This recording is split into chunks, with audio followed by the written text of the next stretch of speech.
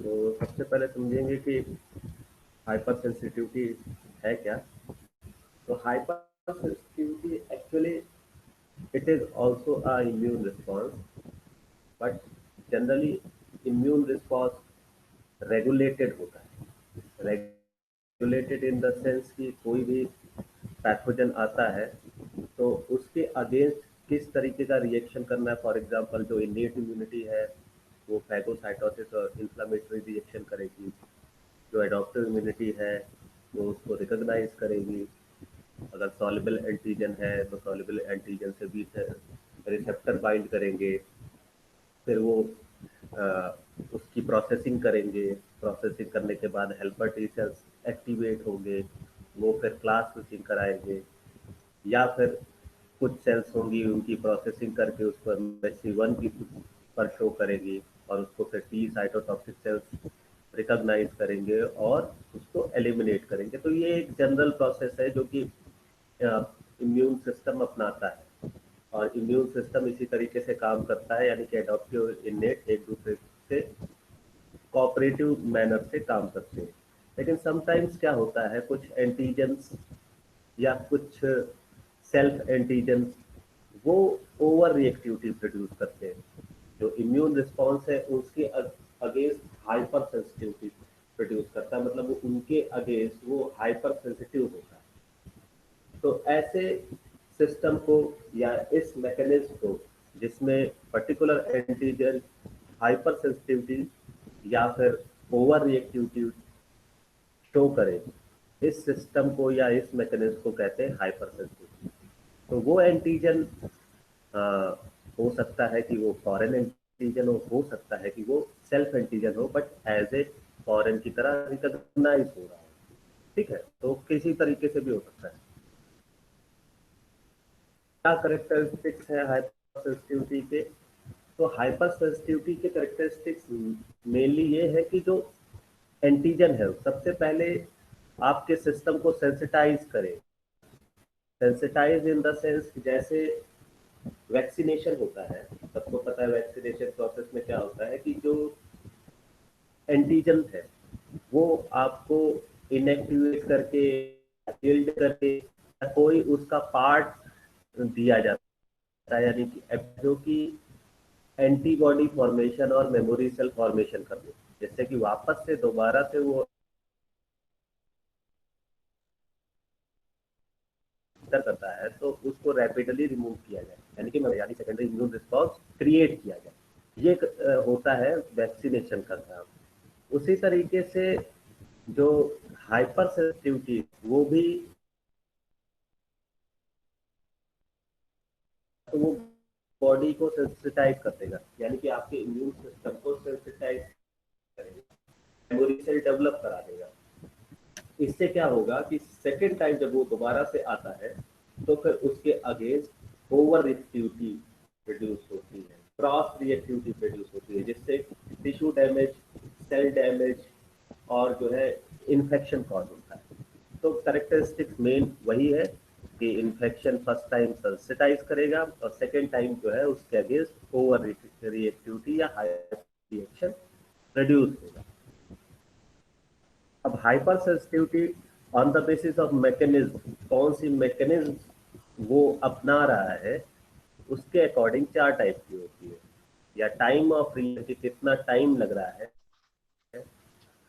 उस पे डिपेंड करता है कि हाइपर सेंसिटिविटी कितने टाइप की होता है। हाइपर सेंसिटिविटी जनरली 4 टाइप की होती है: टाइप 1, टाइप 2, टाइप 4। देखिए ये बहुत इंपॉर्टेंट चैप्टर है, इसको ध्यान से समझिएगा। जहाँ पे दिक्कत हो एक बार क्वेश्चन कर लीजिएगा, रोक लीजिएगा। तो हाइपर सेंसिटिविटी टाइप 1। तो type 1 is immediate type of hyper sensitivity. और इमीडिएट आपको पता है कि सबसे इमीडिएट रिएक्शन क्या है, इन्फ्लामेटरी रिएक्शन। कि कोई भी पैथोजन आया और पैथोजन ने क्या किया कि कॉम्प्लीमेंट सिस्टम को एक्टिवेट किया। कॉम्प्लीमेंट ने क्या किया कि कई सारे एनाफाइलोटैक्सिन, जैसे कि हमने बताया था C3A, C5A, C4A, ये रिलीज होंगे जो कि कीमो स्टिमुलेंट की तरह काम करेंगे। ये क्या करेंगे कि जो न्यूट्रोफिल्स है यानी फैगोसाइटिक सेल्स है उन उनका परमिएशन कराएंगे। वासोडाइलेशन कराएंगे। जो एंटीजन है वो टी सेल रिसेप्टर को एक्टिवेट करेगी, अ, और टी सेल क्या करेंगे कि आईजीई का फॉर्मेशन करवाएंगे, यानी क्लास स्विचिंग करवाएंगे, जिससे आईजीई फॉर्मेशन एक बार हो गया तो वो आईजीई मास सेल्स पे आके बाइंड कर जाता है। तो फर्स्ट टाइम तो यही होता है। सेकंड टाइम क्या होता है कि जब आईजीई ऑलरेडी बाउंड है तो वापस से सेम एंटीजन आता है तो आईजीई उनसे बाइंड कर जाते हैं, और बाइंड करने के बाद क्रॉस रिएक्टिविटी होती है, और क्रॉस रिएक्टिविटी से क्या होता है कि डीग्रेड होता है, यानी मास सेल डीग्रेनुलेशन होता है, जिससे हिस्टामाइन रिलीज होंगे, वो वासोडाइलेटर की तरह काम करते हैं। तो ज़्यादा से ज़्यादा फैगोसाइटिक सेल्स वहाँ प्रोड्यूस होंगी, केमिकल रिएक्शन होंगी, पेन होगा, स्वेलिंग होगी, रेडनेस होगा। तो ये सारी चीज़ें तुरंत का तुरंत 2 से 30 मिनट के अंदर हो जाती हैं, और टिश्यू डैमेज होता है अल्टीमेटली। तो इस रिएक्शन को या इस रिस्पॉन्स को कहते हैं इमीडिएट रिएक्शन या टाइप 1 हाइपरसेंसिटिविटी, जो कि 2 से 30 मिनट के अंदर जो इसकी टाइमिंग है वो होती, मतलब बहुत ही स्मॉल ड्यूरेशन के लिए होता है। सेकेंड है टाइप 2, जिसको कहते हैं साइटोटॉक्सिक रिएक्शन।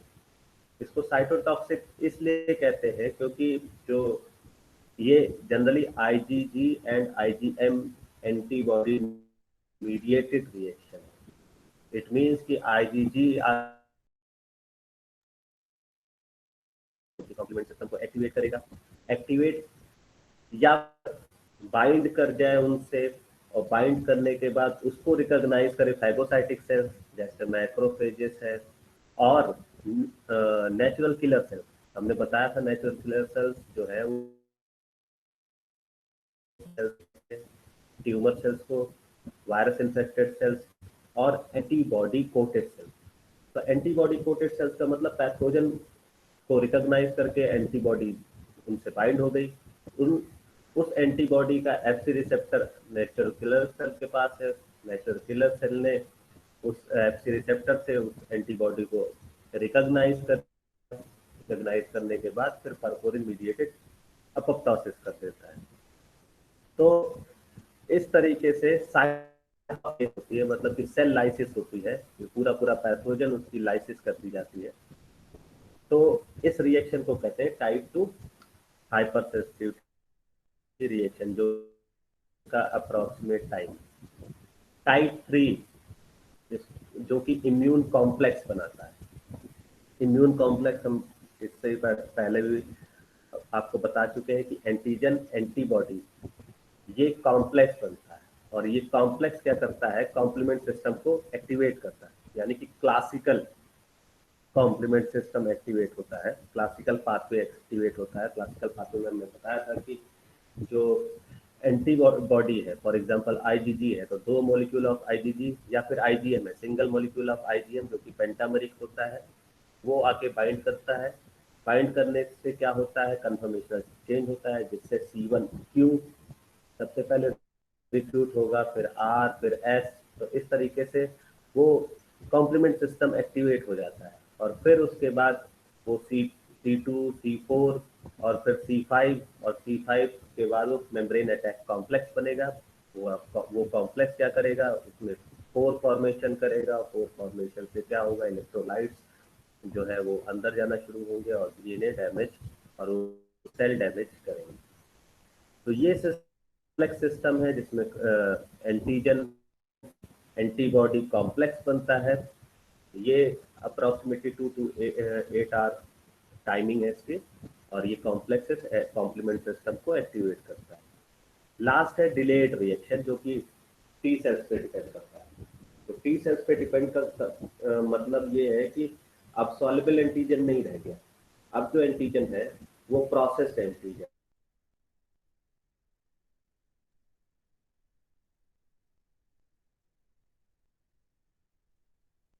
के बाद अगर उसको शो कर रहा है तो फिर क्या होगा कि टी हेल्पर सेल उसको रिकॉग्नाइज करेंगे, रिकॉग्नाइज करके साइटोकाइन प्रोडक्शन कराएंगे, और क्लास स्विचिंग से कई सारे एंटीबॉडी फॉर्मेशन कराएंगे।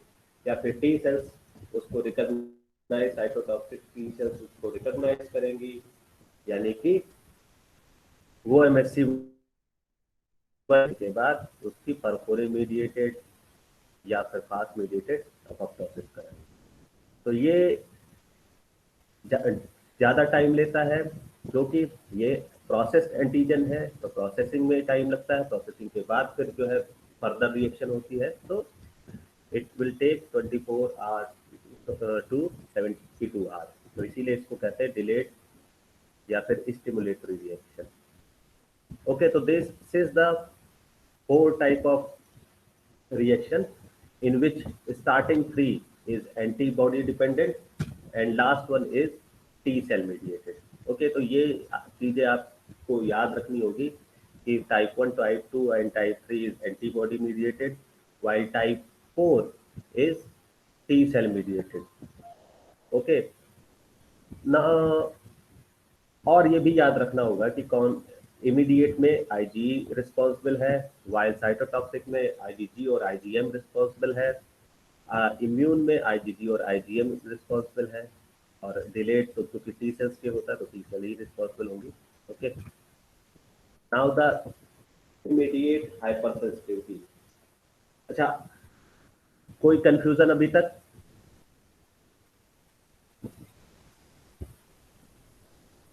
चलिए कोई नहीं, अब आगे बढ़ते हैं। Immediate hyper sensitivity. तो इमीडिएट हाइपर सेंसिटिविटी हमने स्टार्टिंग में बताया था आपको अभी इससे पहले कि इमीडिएट में तो ऐसे समझते हैं, it is depend on IgE. Okay, तो ये आईजीई डिपेंडेंट रिएक्शन है,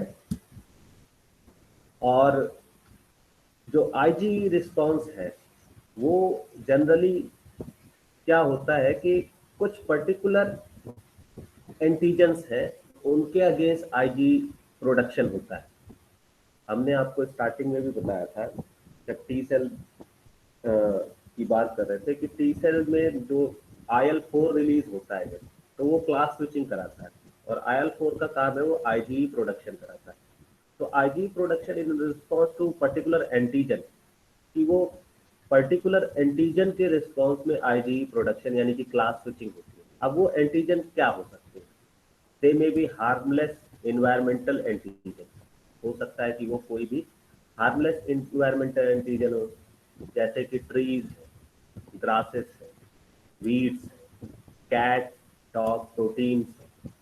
तो ये हार्मलेस है, मीन्स कि हो सकता है कि जेनेटिकली कोई पर्टिकुलर इंडिविजुअल या पॉपुलेशन इनके लिए एटॉपिक हो, लेकिन हर कोई नहीं होता इनके लिए एटॉपिक। तो जो इनके लिए एटॉपिक होते हैं यानी कि उनमें वो जेनेटिकली प्री डिस्पोज है पहले। तो अबाउट 20% पॉपुलेशन ऐसी होती है जो कि हार्मलेस एंटीजन के लिए एटॉपिक होती है। एटॉपिक मीन्स कि उस एंटीजन के अगेंस्ट उनमें हाइपर सेंसिटिविटी रिएक्शन प्रोड्यूस होता है, यानी कि उनके अगेंस्ट एंटीबॉडी यानी आईजीई रिस्पॉन्स क्रिएट होता है। ओके, तो दे आर एटॉपिक। ठीक है, तो एटॉपिक इसलिए है क्योंकि ये जो हार्मलेस एंटीजन है वो जनरली 80% पॉपुलेशन के लिए हार्मलेस है, लेकिन 20% यानी इनके लिए वो एटॉपिक है, ये इम्यून रिस्पॉन्स क्रिएट करते हैं। तो होता क्या है कि ये ट्री है, ग्रासेस है, वीड्स पॉलन है, या कैट एंटीजन, या फिर एनिमल टेंडर एंटीजन यानी कोई भी प्रोटीन एनिमल की, या डस्ट माइट या फीकल पैलेट, या फिर स्पोर्स यानी कि फंगल स्पोर्स, ये सब क्रिएट कर सकते हैं इमीडिएट हाइपर सेंसिटिविटी रिएक्शन। अब हम समझते हैं कि इमीडिएट हाइपर सेंसिटिविटी रिएक्शन में होता क्या है। तो देखिए, फर्स्ट टाइम जो एंटीजन है वो एक्सपोज होगा, यानी कि जो पर्टिकुलर इंडिविजुअल है वो उस एंटीजन के एक्सपोजर में आएगा। अब ये एंटीजन के एक्सपोजर में आने पे क्या होगा कि एंटीजन की प्रोसेसिंग होगी। एंटीजन को प्रोसेस किया जाएगा बी सेल्स के द्वारा, बी सेल्स उसको एमएचसी के थ्रू शो करेगी।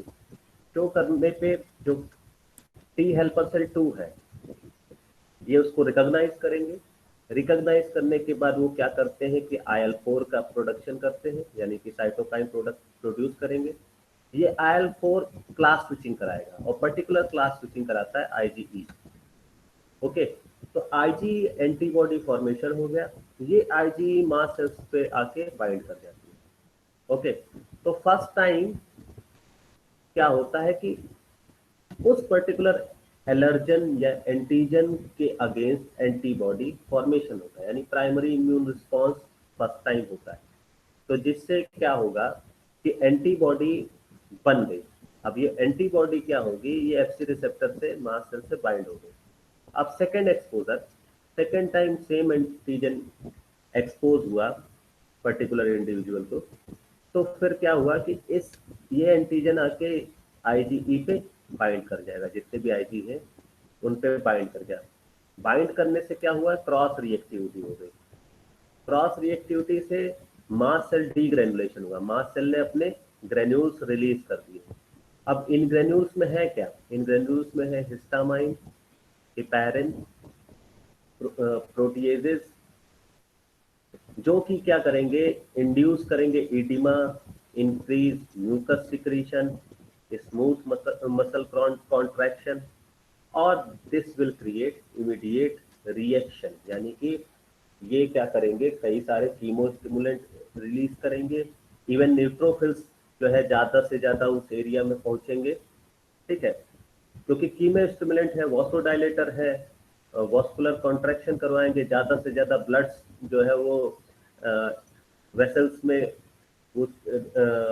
आना शुरू हो जाएंगे, ज्यादा से ज्यादा न्यूट्रोफिल्स आएंगे उस साइट ऑफ इंफेक्शन पे, परमिएट होंगे, यानी एक्स्ट्रावेसेशन होगा। अब ये न्यूट्रोफिल्स जो है प्रोस्टाग्लैंडिन सिक्रिएट करेंगे, यानी ल्यूकोट्रायंस रिलीज करेंगे, जो कि फर्दर रिस्पॉन्स करेंगे, क्योंकि ये भी प्रो इन्फ्लामेटरी रिएक्शन प्रोड्यूस करते हैं। तो इस तरीके से इन्फ्लामेटरी रिस्पॉन्स क्रिएट होगा इन सब चीजों से, यानी कि IgE के सेंसिटाइजेशन के कारण। ओके, क्लियर है?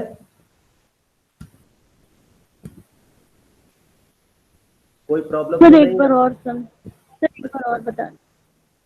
ठीक है, फिर से एक बार समझ लीजिए। देखिए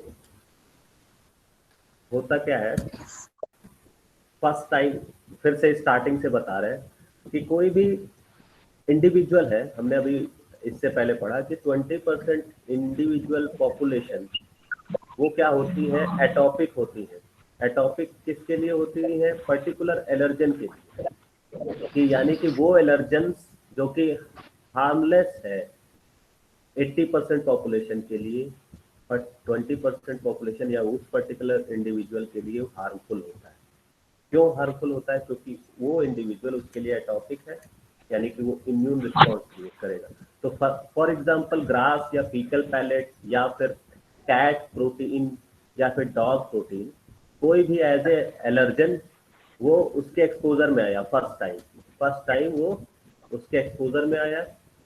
एक्सपोजर में आने से क्या हुआ कि सबसे पहले हमने अभी इससे पहले वाले लेक्चर्स में आपको बताया था कि सबसे पहले प्राइमरी इम्यून रिस्पॉन्स होगा। तो प्राइमरी इम्यून रिस्पॉन्स का मतलब ये है कि जो बी सेल रिसेप्टर है वो रिकॉग्नाइज करेंगे एंटीजन को, तो वो एंटीजन से बाइंड कर गए।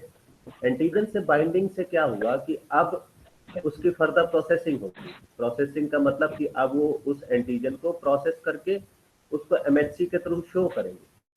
तो MHC को रिकॉग्नाइज करेंगे टी हेल्पर सेल 2। कौन से MHC को, MHC 2 को। ठीक है, तो हेल्पर सेल्स MHC 2 को रिकॉग्नाइज करेंगे। इन रिस्पॉन्स टू MHC वो क्या करेंगे, साइटोकाइन रिलीज करेंगे। तो साइटोकाइन यानी कि अगर IL-4 रिलीज हो रहा है तो वो क्लास स्विचिंग कराता है। तो जनरली IL-4 रिलीज होने पे वो IgE प्रोडक्शन कराएगा। अब ये जो IgE है इसका FCE रिसेप्टर वो कहाँ होता है, वो होता है मास्ट सेल्स के पास।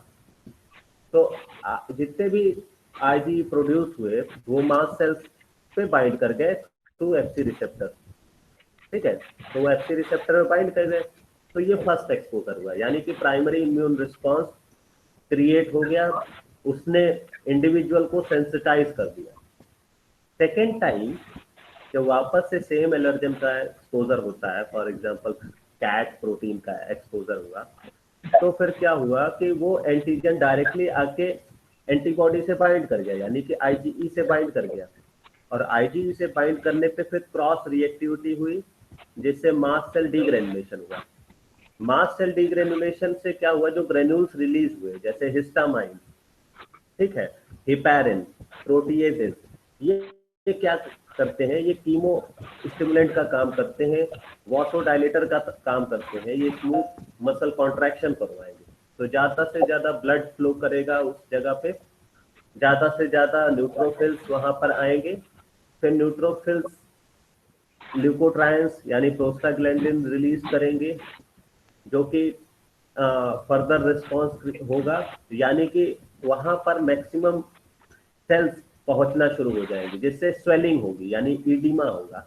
हमने बताया था कि स्वेलिंग मीन्स ईडिमा, और ज्यादा से ज्यादा ब्लड फ्लो कर रहा है इसलिए रेडनेस होगा, ज्यादा से ज्यादा टॉक्सिन रिलीज हो रहे हैं वहां पर, ठीक है। प्रोस्टाग्लैंडिन हमने बताया कि उसका काम होता है कि पेन, तो वहां पर पेन होगा, रेडनेस होगा, हीटिंग होगी, इसके अलावा ईडिमा। तो ये सारे जो सिम्टम्स हैं they are immediate hypersensitivity symptoms, या फिर इसको कह सकते हैं कि इन्फ्लामेटरी रिस्पॉन्स। तो ये इन्फ्लामेटरी रिस्पॉन्स क्रिएट क्यों हो रहा है, ये हो रहा है थ्रू द एलर्जेंस। ओके, तो आप क्लियर है, आगे चले।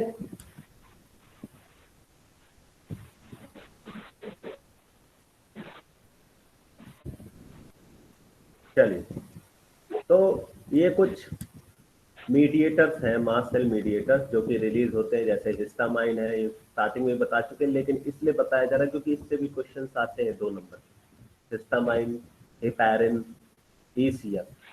ये क्या करते हैं, histamine smooth muscle contraction, actually ये प्रो इन्फ्लामेटरी रिएक्शन मीडिएटर्स है, ठीक है। तो ये इन्फ्लामेटरी के जितने भी सिम्टम्स होंगे या इन्फ्लामेशन के लिए जो रिस्पॉन्सिबल होते हैं वो काम करते हैं, जैसे smooth muscle contraction, increase vascular permeability यानी कि एक्स्ट्रावेसेशन हो जाए।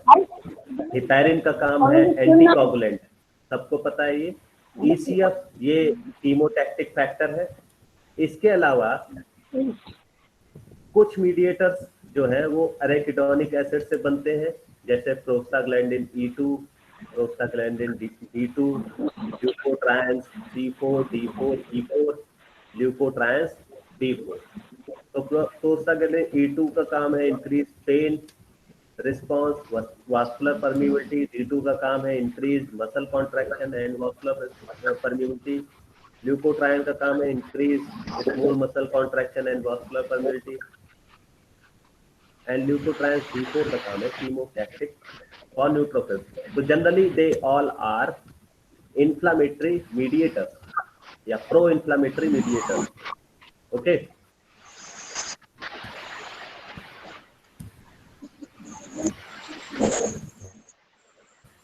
अब तो रिएक्शन है, यानी कि जो भी एलर्जेंस आ रहा है इट मे बी लोकलाइज, यानी लोकलाइज का मतलब ये कि हो सकता है कि पर्टिकुलर ऑर्गन स्पेसिफिक हो, या फिर मे बी सिस्टेमिक, यानी कि हो सकता है कि वो स्प्रेड करे कई जगह पे। ठीक है, ये आवाज किससे आ रही, प्लीज अपना माइक बंद करो।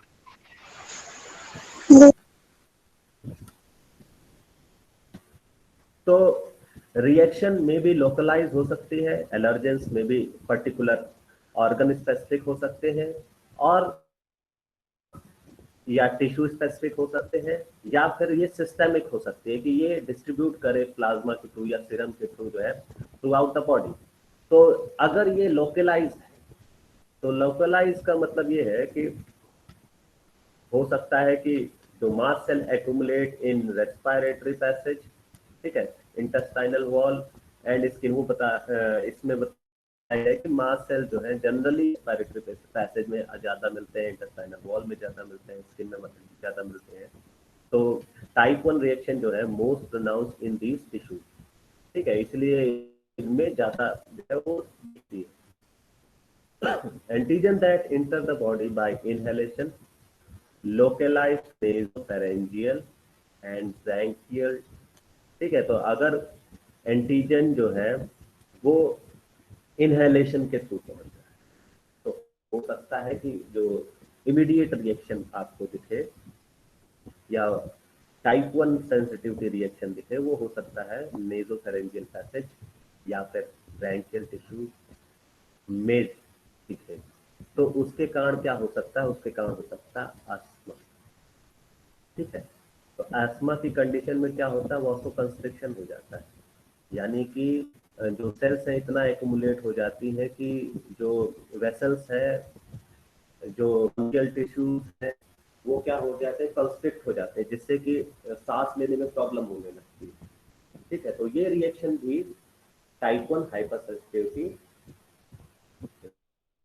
जो कि मास्ट सेल डिग्रेडेशन के कारण होती है। तो एस्मा इन केस अगर पूछा जाए कि ये किस कारण हो रही है, तो it is a localised reaction and it is a type 1 type of hypersensitivity.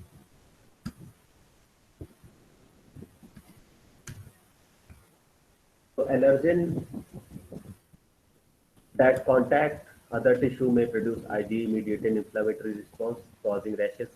ये सब हम लोग पढ़ चुके हैं इससे पहले कि जो भी इंफ्लेमेटरी रिएक्शन है उसमें रेडनेस होता है, पेन होता है, टेम्परेचर इंक्रीज होता है यानी हीटिंग होती है, रैशेस होंगे, स्वेलिंग होगी, एडिमा होगी।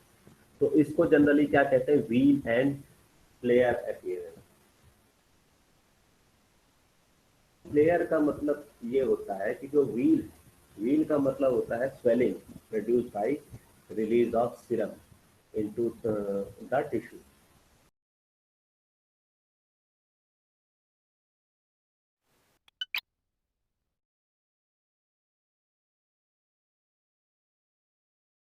फ्लेयर ये भी क्वेश्चन पूछा जाता है, जनरली गेट्स में पूछा जाता है। तो it is a type 1 hypersensitivity reaction के कारण होता है, यानी कि स्वेलिंग एंड रेडनेस ये दोनों चीजें तभी होंगी जब जो है इंफ्लेमेटरी रिस्पॉन्स होगा। फूड और ingested allergen primary affect the gastrointestinal tract. तो कई सारे ऐसे फूड्स हैं जिनके कारण भी जो है इंफ्लेमेटरी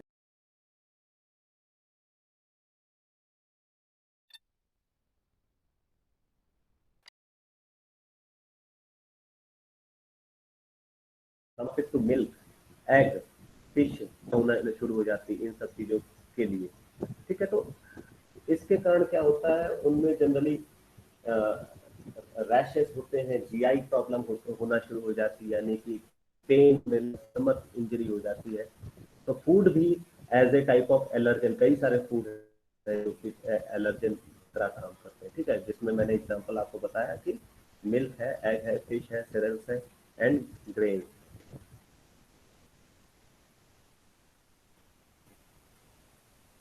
ओके, तो नेक्स्ट अब सिस्टमिक रिएक्शन।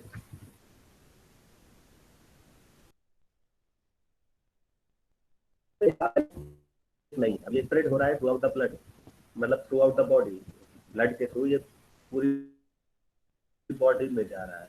तो इसका रिस्पॉन्स क्या हो सकता है, तो इस पे दो साइंटिस्ट थे, इन्होंने एक एक्सपेरिमेंट कंडक्ट किया। इन्होंने क्या किया कि of the small amount of toxin, उन्होंने कुछ टॉक्सिन दी जो है डॉग को फर्स्ट टाइम। हाउएवर, तो लिटिल इफेक्ट दिखा, मतलब उसका इफेक्ट जो है।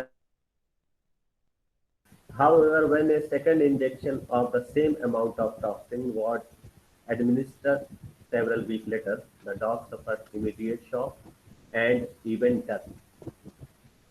This term anaphylaxis, yani against protection. This clinical shock syndrome is characterized by vascular smooth muscle constriction, vasoconstriction, combined with gap formation between adjacent capillary endothelial cell यानी vasodilatation।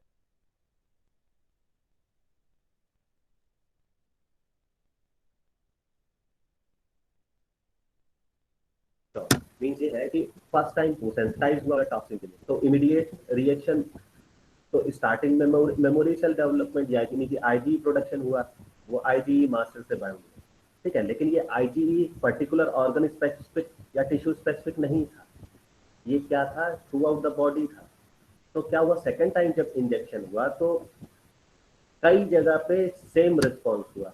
तो जब कई जगह पे सेम रिस्पॉन्स होगा तो फिर अल्टीमेटली शॉक, यानी कि शॉक, बहुत सारे फंक्शन उसके जो है जनरली वॉसो कंस्ट्रिक्शन हो जाता है, ठीक है। जो वेसल्स है उनका साइज कम हो जाता है, तो शॉक एंड डेथ,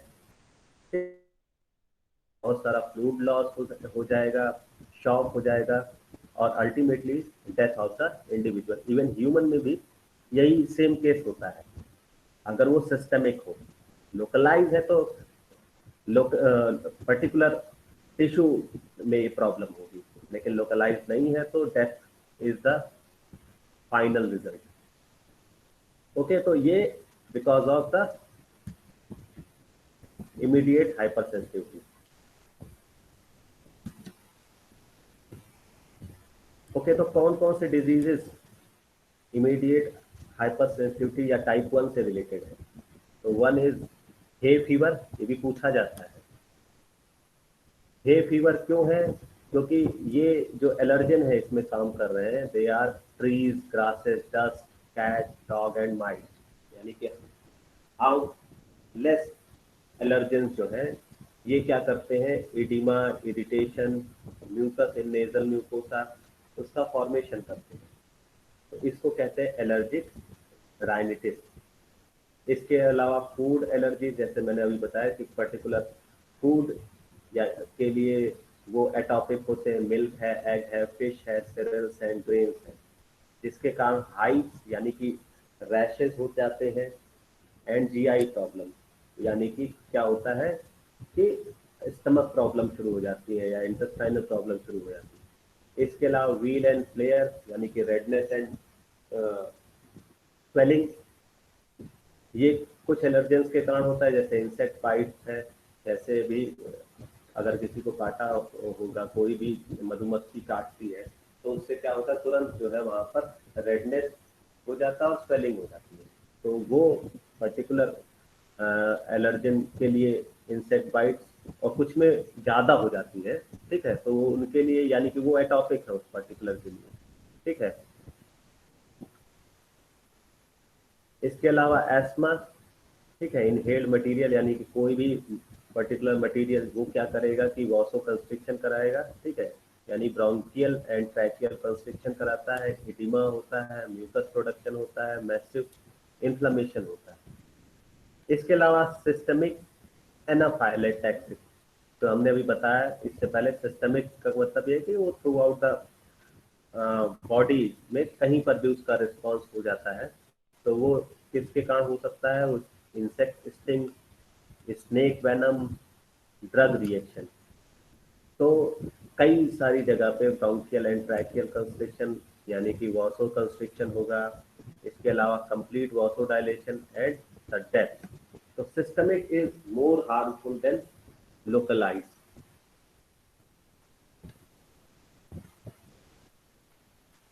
आगे बढ़ते हैं, इसको आपको याद करना पड़ेगा।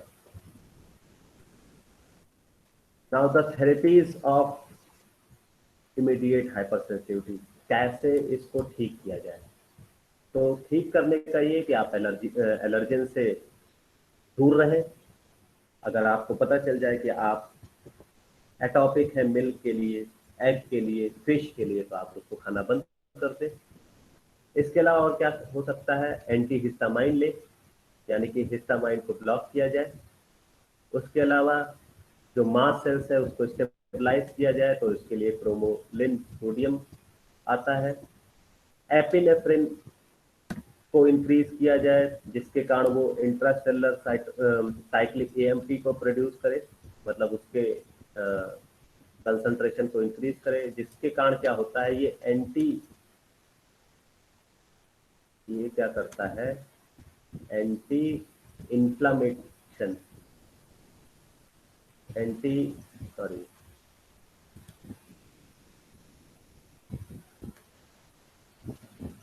ये कर करता है, एंटी इंफ्लामेटरी रेगुलेटर्स रिलीज करता है, जिससे क्या होता है, इन्फ्लामेशन कम हो जाता है।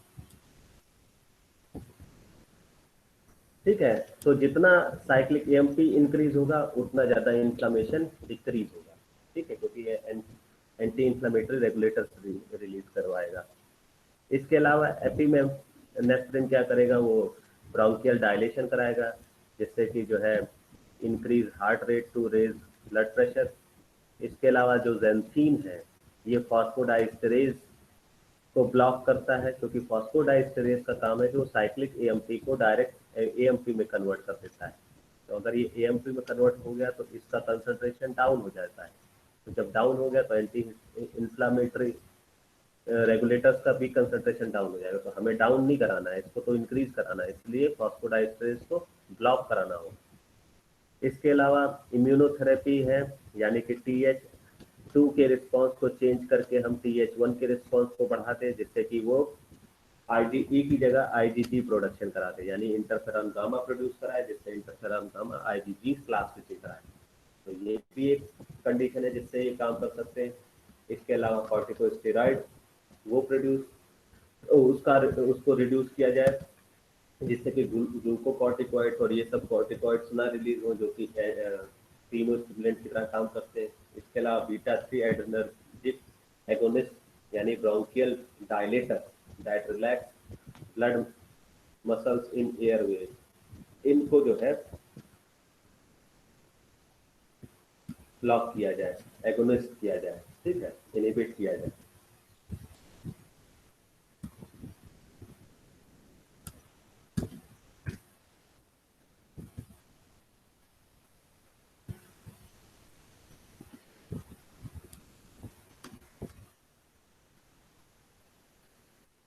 Now the type 2। तो टाइप 2 हमने बताया था, it is A IgG IgM mediated hyper sensitivity. इसको कहते हैं साइटोटॉक्सिक रिएक्शन। ठीक है, जो इसके बाद है वो भी IgG IgM मीडिएटेड है, बट वो क्या है, वो है इम्यून कॉम्प्लेक्स, और ये है साइटोटॉक्सिक। ठीक है, तो साइटोटॉक्सिक का मतलब ये है कि ये सेल की लाइसिस करा रही है। ठीक है, जो ये टाइप 2 है, जो फाइनल रिजल्ट होगा इसका, वो क्या होगा, सेल लाइसिस होगी। अब ये कैसे होती है इसको समझते हैं। तो देखिए, यहाँ पर आपको प्रोसेस दे रखी है कि फर्स्ट टाइम जब एंटीजन आया, तो एंटीजन के पास कई सारे एपिटोप्स हैं। ठीक है, ये मान लीजिए ये फॉरेन पैथोजन है, और इस पैथोजन या इस एंटीजन के पास कई सारे एपिटोप्स हैं, और एपिटोप्स को पैराटोप्स रिकॉग्नाइज करेंगे। पैराटोप का मतलब कि जो एंटीबॉडी के पास जो बाइंडिंग साइट्स होती हैं, यानी कि हाइपर वेरिएबल रीजन होता है या कॉम्प्लीमेंट्री डिटरमाइनिंग रीजन होता है, उससे ये बाइंड करेंगे। बाइंड करने के बाद इनका रिसेप्टर यानी कि IgG का जो FC रिसेप्टर है, वो किसके पास है, वो नेचुरल किलर सेल के पास है। ठीक है, तो natural killer cells antibody coated cells को रिकॉग्नाइज करेंगी थ्रू FC रिसेप्टर, और फिर ये क्या करेंगे, परफोरिन मीडिएटेड एपोप्टोसिस कराएंगे, यानी कि सेल लाइसिस होगी। ओके, ये क्लियर हो गया। दूसरा क्या कर सकता है, ये दूसरा प्रोसेस है, एक तो नेचुरल किलर सेल से हो गया। दूसरा एक और कंडीशन कि यही cell surface epitopes IgG recognise करे, और IgG का जो रिसेप्टर है वो फैगोसाइटिक सेल्स यानी मैक्रोफेजेस के पास है। तो वो फैगोसाइटिक सेल्स इस अपने FC रिसेप्टर के थ्रू इन IgG कोटेड सेल्स से बाइंड हो जाए, और उसके बाद इनकी फैगोसाइटोसिस करा दे। ये भी एक सेल मीडिएटेड सेलुलर साइटोटॉक्सिसिटी है, क्योंकि ये भी सेल्स की लाइसिस कर रहे हैं। और क्या कंडीशन हो सकती है,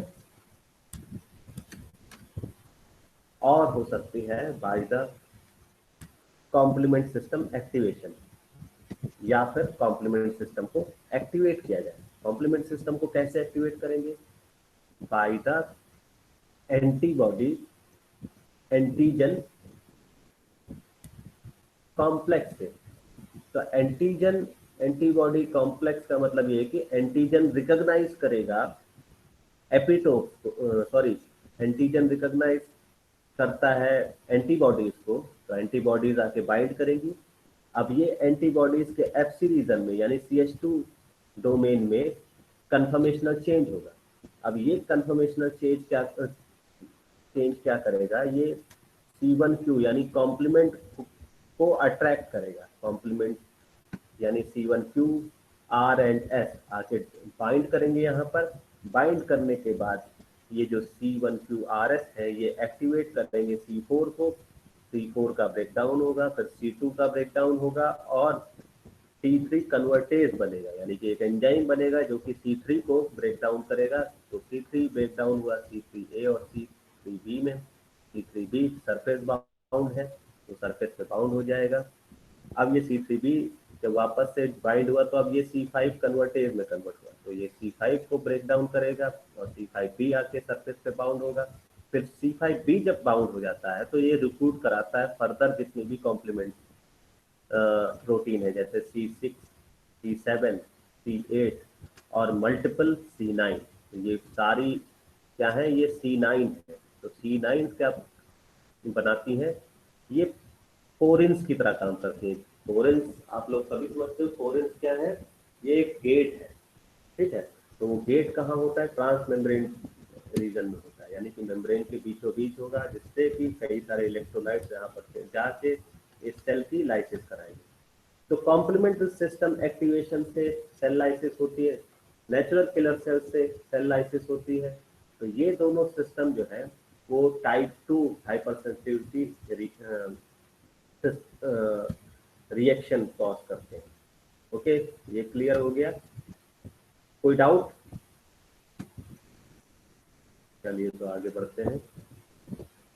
ठीक है, तो सेम चीज लिखा हुआ है कि एंटीबॉडी अलोन और together with complement can cause hypersensitive reaction और these reaction can be against foreign, या तो फॉरेन के लिए हो सकती है या फिर auto antigen, sometimes self antigen जो है वो इसको एक्टिवेट कर सकते हैं।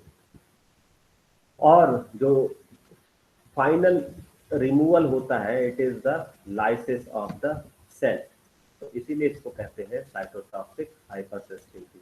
Type 2 is a cytotoxic type of hypersensitivity. तो cell death or lysis is mediated through normal mechanism by which antibodies and complement carry out their function। कौन सा सिस्टम कॉम्प्लीमेंट एक्टिवेट होता है इससे एक्टिवेट होता है क्लासिकल पाथवे, यानी कि एडॉप्टिव पाथवे। अगर वो डायरेक्ट जो है कोई उससे बाइंड हो रहा होता है सरफेस मॉलिक्यूल से, यानी कि कोई मैनोज मॉलिक्यूल है जिसको मैनन बाइंडिंग रिसेप्टर बाइंड कर रहा है, उसके बाद कॉम्प्लीमेंट सिस्टम को एक्टिवेट कर रहा है, तो वो अल्टरनेट पाथ है, क्योंकि वो इनेट इम्यूनिटी का पार्ट है। क्योंकि यहाँ पर एंटीबॉडी उसको रिकॉग्नाइज कर रही है और एंटीजन से बाइंड कर रही है, इसलिए ये एडॉप्टिव इम्यूनिटी का पार्ट है, यानी कि classical pathway, classical complement pathway ये एक्टिवेट करेंगे। ओके, इसीलिए ये सारी चीजें आपको पहले से बता दी गई थी, इससे कंफ्यूजन ना हो। नाउ द अब कौन कौन सी चीजें होती हैं या कौन कौन से कंडीशन, जैसे हमने अभी इससे पहले बताया कि antibody dependent cell mediated cytotoxicity, ये कैसे हो रही है, ये हो रही है नेचुरल किलर सेल्स के द्वारा। क्यों हो रही है, क्योंकि एंटीजन है, एंटीजन को एंटीबॉडी रिकॉग्नाइज कर रही है, रिकॉग्नाइज करने के बाद उसका FC receptor natural killer sales के पास या फिर फाइगोसाइटिक सेल्स के पास है, तो वो उसके एफसी रिसेप्टर पे बाइंड कर रहे हैं, जिससे नेचुरल किलर सेल्स क्या कर रही है, वो परफोरिन मीडिएटेड एपोप्टोसिस कर रही है। बाकी सेल्स फॉर एग्जांपल न्यूट्रोफिल्स है, ये क्या कर रहे हैं, ये उसकी फैगोसाइटोसिस करा रहे हैं। तो इस तरीके के रिएक्शन को कहते हैं antibody dependent cell mediated cytotoxicity. एक तरीका तो ये है इसके रिमूवल का, दूसरा तरीका है कॉम्प्लीमेंट सिस्टम एक्टिवेट करने का, यानी कि complement is activated by IgM pentameric IgM या फिर डाइमेरिक आईजी वो आके बाइंड करेंगे, वो क्लासिकल पाथवे यानी कि C3b और C4b को एक्टिवेट करेंगे। ये कंपोनेंट जो है वो डिपॉजिट होंगे सरफेस पे, यानी कि एंटीबॉडी कोटेड सेल और एक्स्ट्रा सेलुलर मैट्रिक्स, या फिर ऑप्शनिन या ऑप्शनाइज करेंगे। किसको करेंगे? ऑप्शनाइज करेंगे पैथोजन को, यानी कि एंटीजन को, जिसको रिकॉग्नाइज करेंगे फैगोसाइटिक सेल्स, और उनकी फैगोसाइटोसिस कराएंगे या फिर उनकी सेल लाइसिस कराएंगे। ठीक है, सेल लाइसिस कैसे होगी कि C3b और C4b वहाँ बाइंड करे, उसके बाद C5 को एक्टिवेट करे और फिर फर्दर जो है पोर फॉर्मेशन हो और मेम्ब्रेन अटैक कॉम्प्लेक्स बने।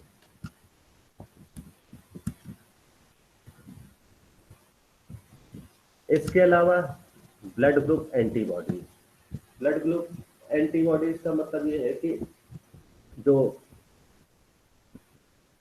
आईजीएम है, आईजीएम एंटीबॉडी ये पर्टिकुलर कार्बोहाइड्रेट स्ट्रक्चर को रिकॉग्नाइज करेगी जो कि एरिथ्रोसाइट्स में। फॉर एग्जांपल एंटी ए और एंटी बी, जैसे ब्लड ट्रांसफ्यूजन कराया जाता है तो जो ए ब्लड ग्रुप वाले हैं उनको ए ब्लड ग्रुप दिया जाता है, जो बी ब्लड ग्रुप वाले हैं उनको बी ब्लड ग्रुप दिया जाता है, ना कि ए को बी चढ़ा दिया जाए और बी को ए चढ़ा दिया जाए। क्योंकि अगर ए को आप बी चढ़ा दोगे तो उसके अगेंस्ट जो है एंटी बॉडीज तैयार हो जाएंगी। उसी तरीके से बी को अगर ए चढ़ा दोगे तो उसके अगेंस्ट एंटीबॉडी ए की बनना शुरू हो जाती है। तो वो एंटीबॉडीज बनना कैसे तो शुरू हो जाती है, क्योंकि उनको रिकॉग्नाइज कौन करता है? IgM antibodies. तो ये एंटीबॉडीज रिकॉग्नाइज करके उसका कॉम्प्लीमेंट या फैगोसाइटोसिस से लाइसिस करते हैं, यानी हीमोलाइसिस करते हैं। उसी तरीके से RH फैक्टर के भी एंटीबॉडीज तैयार होते हैं अगर वो RH पॉजिटिव और RH नेगेटिव का केस हो तो। ठीक है, उसको अभी हम समझते हैं कैसे।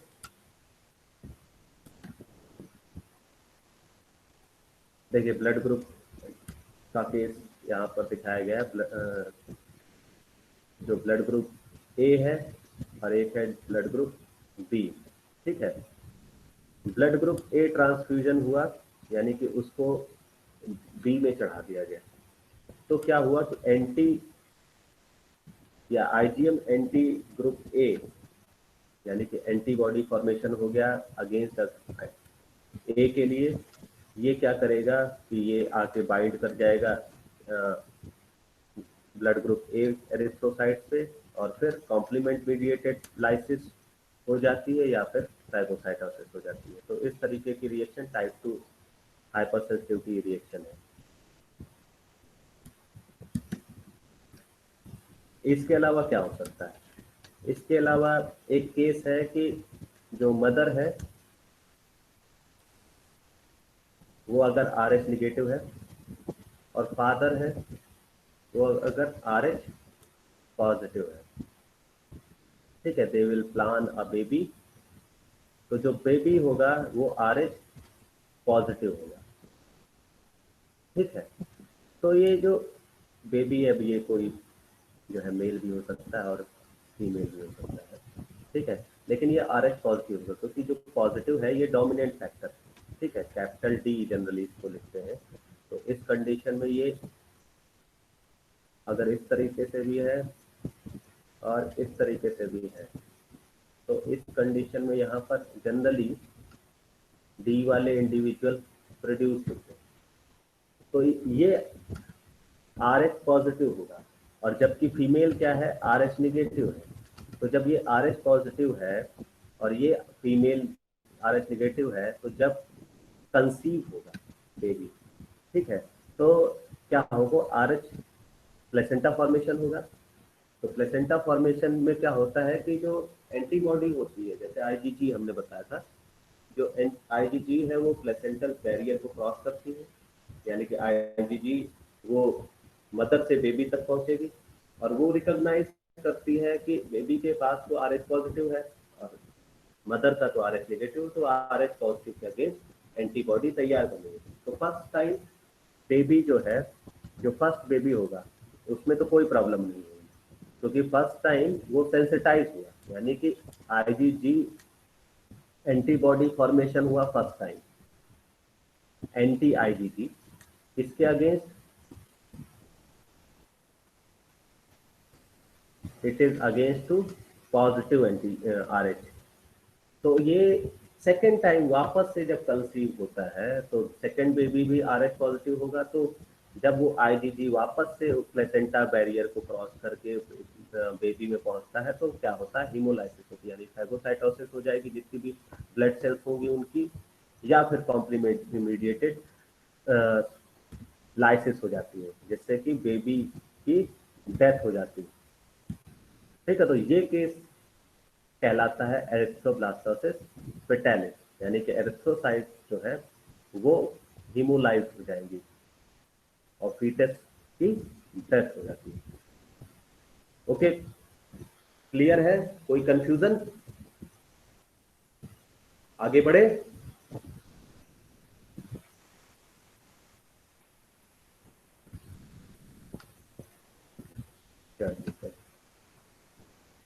तो टाइप 1 हमने बताया था वो साइटोटॉक्सिक टाइप ऑफ हाइपरसेंसिटिविटी है। कुछ रिएक्शन नॉन साइटोटॉक्सिक भी होती है। नॉन साइटोटॉक्सिक का मतलब ये है कि वो सेल्फ एंटीजन के अगेंस्ट जो है एंटीबॉडी प्रोडक्शन कराता है, और उसमें साइटोटॉक्सिसिटी नहीं होती है, सिर्फ एंटीबॉडी फॉर्मेशन होता है और एक्सेसिव रिलीज होता है। ठीक है, फॉर एग्जांपल देखिए non cytotoxic type 2 hypersensitivity is also due to the production of tissue specific IgG autoimmunity instead of causing cytotoxic tissue destruction. However, the antibody in these cases alter cellular structure or function। ठीक है, ये generally structure and function को change करते हैं, ना कि lysis करते हैं। ठीक है, फॉर एग्जांपल ग्रेव डिजीज। तो ग्रेव डिजीज में जो आईजीजी ऑटो एंटीबॉडी वो तैयार हो जाती है इसके against thyroid stimulating hormone receptor के अगेंस्ट। जैसे सबको पता है कि पिट्यूटरी ग्लैंड वो थायराइड स्टिमुलेटिंग हार्मोन्स रिलीज करते हैं, और थायराइड स्टिमुलेटिंग हार्मोन यानी कि TSH का जो रिसेप्टर होता है वो थायराइड के पास होता है, यानी थायराइड ग्लैंड के पास। तो थायराइड ग्लैंड का ये रिसेप्टर जो है ये बाइंड करता है TSH यानी कि थायराइड स्टिमुलेटिंग हार्मोन से, और in response to thyroid stimulating hormone ये फिर थायरॉक्सिन यानी कि थायराइड हार्मोन रिलीज करता है। ठीक है, बट समटाइम्स क्या होता है, जो थायराइड स्टिमुलेटिंग हार्मोन है उसका जो रिसेप्टर है वो बाउंड हो जाता है आईजीजी ऑटो एंटीबॉडी से। ठीक है, जिसको जो कि किस केस में होता है, ग्रेव डिजीज के केस में होता है। अब क्या होता है इससे excessive release of thyroid hormone. देखिए नॉर्मल केस क्या है, this is first one is normal case and second one is Grave disease या डिजीज केस। तो नॉर्मल केस में पिट्यूटरी ग्लैंड ने TSH रिलीज किया, ये TSH आके बाइंड किया, बाइंड करने से थायराइड हार्मोन्स रिलीज किए। ये थायराइड हार्मोन्स फीडबैक रेगुलेशन के थ्रू अपने हार्मोन की सिंथेसिस को रेगुलेट करते हैं, यानी कि अब ये नेगेटिव फीडबैक प्रोड्यूस करेंगे। नेगेटिव फीडबैक का मतलब ये है कि ये खुद की सिंथेसिस रोकेंगे। क्यों रोकेंगे? क्योंकि थायराइड हार्मोन जितना चाहिए था ग्रोथ एंड डेवलपमेंट के लिए उतना रिलीज हो चुका, होने के बाद फिर अब इसको ब्लॉक हो जाना चाहिए, TSH रिलीज को ब्लॉक होना चाहिए। तो क्या होगा कि ये फिर नेगेटिव फीडबैक देता है और यहाँ पर TSH का ब्लॉकेज हो जाता है। ठीक है, TSH अब रुक जाता है। But in case of Grave disease के केस में जो एंटीबॉडी है वो फॉर्मेशन हो जाता है, उसका एंटीबॉडी आके जुड़ जाती है TSH रिसेप्टर से। तो थायराइड हार्मोन TSH जो है वो बाइंड नहीं कर पाता है रिसेप्टर पे, लेकिन क्योंकि TSH रिसेप्टर ऑलरेडी बाउंड है एंटीबॉडी से, तो वो उसको एज ए TSH की तरह ट्रीट करता है और वो थायराइड हार्मोन्स को रिलीज करवाता है। तो थायराइड हार्मोन तो रिलीज होता है और वो फीडबैक मैकेनिज्म भी प्रोड्यूस करेगा, क्योंकि जब थायराइड हार्मोन रिलीज हुआ, उसने अपना काम कर दिया, काम करने के बाद अब वो कहेगा कि अब मेरा जो है वो प्रोडक्शन बंद करो। तो प्रोडक्शन बंद करने के लिए वो पिट्यूटरी ग्लैंड के पास जाएगा और पिट्यूटरी ग्लैंड को फीडबैक देगा। लेकिन क्योंकि ये प्रोसेस पिट्यूटरी ग्लैंड से तो स्टिमुलेटेड है ही नहीं, ये प्रोसेस तो एंटीबॉडी के कारण स्टिमुलेट हो रही है, तो इसका प्रोडक्शन जो है एक्सेसिव होता है, यानी कि इसका प्रोडक्शन रुक नहीं पाता है। थायराइड हार्मोन्स एक्सेसिव रिलीज होता है, जिसके जिसके कारण क्या होता है, हाइपरथायरॉयडिज्म की कंडीशन क्रिएट हो जाती है। ओके, तो ये केस किस में होता है, ग्रेव डिजीज। क्लियर है, आगे बढ़े, कोई डाउट, ये पूछा जाता है ग्रेव डिजीज। चलिए, नेक्स्ट डिजीज है माइस्थीनिया ग्रेविस। माइस्थीनिया ग्रेविस के केस में क्या होता है कि ऑटो एंटीबॉडी तैयार होती है अगेंस्ट एसिटाइल कोलिन रिसेप्टर। तो एसिटाइल कोलिन रिसेप्टर पे एसिटाइल कोलिन बाउंड होता था। देखिए ये मैकेनिज्म क्या है कि जब न्यूरल ट्रांसमिशन होता है, ठीक है, सबको पता है कि प्री साइनेप्टिक न्यूरॉन से पोस्ट साइनेप्टिक न्यूरॉन से जाता है, बीच में साइनेप्स, यानी कि साइनेप्स का मतलब ये कि एसोसिएशन ऑफ टू न्यूरॉन्स या न्यूरॉन्स एंड मसल्स, कोई भी किसी भी तरीके से हो सकता है, न्यूरो मसल साइनेप्स हो सकता है, न्यूरो न्यूरोनल साइनेप्स हो जाता है, या एक्सो एक्सोनिक साइनेप्स या एक्सोडेंड्राइटिक साइनेप्स, एक्सो मसल साइनेप्स। तो साइनेप्स कई टाइप के on the basis of junction, कौन सा जंक्शन क्रिएट हो रहा है, तो साइनेप्स बनता है। अब इसमें साइनेप्स आपको दिख रहा है बिटवीन प्रीसाइनेप्टिक न्यूरॉन और ये मान लीजिए मसल्स है, तो मसल्स के पास एसिटाइल कोलिन रिसेप्टर, यहाँ से न्यूरोनल मैसेज आया, यानी कि डीपोलराइजेशन हुआ होगा। डीपोलराइजेशन के बाद जो वेसाइकिल है, यानी कि न्यूरोट्रांसमीटर है, वो रिलीज हुई। ये न्यूरोट्रांसमीटर यानी कि फॉर एग्जांपल एसिटाइल कोलिन है, वो फिर ये साइनेप्टिक क्लेफ्ट में आ जाते हैं, साइनेप्टिक क्लेफ्ट से फिर ये एसिटाइल कोलिन रिसेप्टर पे बाउंड होते हैं। तो नॉर्मल कंडीशन में जब ये इससे बाउंड होते हैं तो ये इस मेम्ब्रेन को पॉलीमराइज करेंगे और अपने सिग्नल को आगे फर्दर भेजते हैं, ठीक है, तो ये कंडीशन होती है। But in case of myasthenia gravis, इस केस में क्या होता है, इस केस में क्या होता है कि यहाँ से तो सिग्नल पहुंचा, ये लेयर तो डीपॉलीमराइज हो गई, ठीक है, और एसिटाइल कोलिन भी आके साइनेप्टिक क्लेफ्ट में इकट्ठा होना शुरू हो गए। लेकिन क्योंकि रिसेप्टर ऑलरेडी बाउंड थे एंटीबॉडी से, तो अब क्या होते हैं कि ये अपने रिसेप्टर से बाउंड नहीं हो पाते, यानी कि सिग्नल यहाँ पर नहीं पहुंच पाता है। तो नहीं पहुंच पाता है तो क्या होता है, मसल कॉन्ट्रैक्शन नहीं होता है। इस कंडीशन में मसल कॉन्ट्रैक्शन हो रहा है, इस कंडीशन में मसल कॉन्ट्रैक्शन नहीं हो रहा है। ऐसी कंडीशन को कहते हैं माइस्थीनिया ग्रेविस। इवन सबसे ज्यादा ऑकुलर सेल्स जो है इसमें परेशान होती है, आंखें तक, पलकें तक नहीं झुक पाती क्योंकि मसल्स काम ही नहीं कर रही।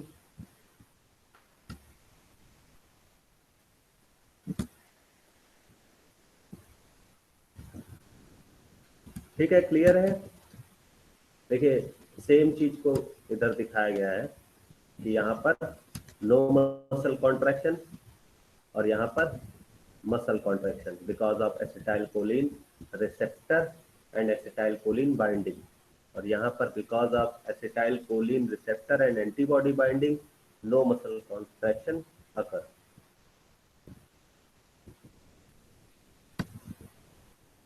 इसके अलावा भी कई सारे सिंड्रोम हैं जो कि टाइप 2 हाइपरसेंसिटिविटी से रिलेटेड है, जैसे गुड पोस्चर सिंड्रोम। इस केस में क्या होता है कि जो एंटीबॉडी है, it is antibody create against type 4 collagen, ठीक है। इसके अलावा ऑटो इम्यून हीमोलाइटिक एनीमिया, इसमें एंटीबॉडी बनती है किसके अगेंस्ट, आरबीसी के अगेंस्ट।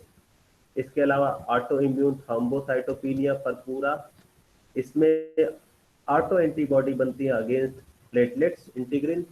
इसके अलावा हाइपर एक्यूट ग्राफ रिजेक्शन, इसमें क्या होता है, graft already has pre formed antibody against the graft, कि पहले से ही एंटीबॉडी बनी होती है ग्राफ्ट के, तो after received the graft it is rejected within hour, यानी कि ट्रांसप्लांटेशन को ये रोक देता है।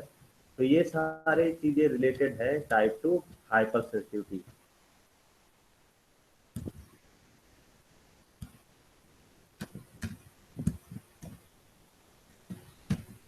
ओके, नाउ द टाइप 3, लेकिन टाइप 3 को हम कल पढ़ेंगे, आज हम टाइप 1 ही पढ़ेंगे। सॉरी, टाइप 1 और टाइप 2 ही रहते हैं, टाइप 3 और टाइप 4 जो है हम कल पढ़ेंगे, ठीक है। आज के लिए इतना ही रखते हैं। Thank you so much. Thank you sir.